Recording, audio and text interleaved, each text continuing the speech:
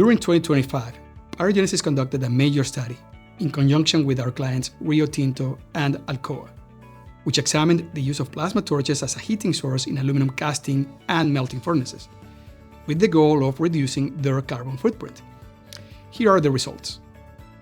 Overall, the results show that plasma improves the furnace's thermal performance, leading to significant energy savings and shorter melting times, and reduces dross generation, all without compromising metal quality.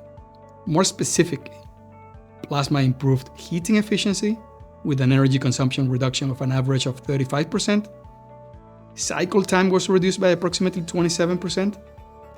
The metal quality obtained when using plasma is equivalent, if not better, than with natural gas burner because of a reduced hydrogen content in the metal of between 40 and 50%.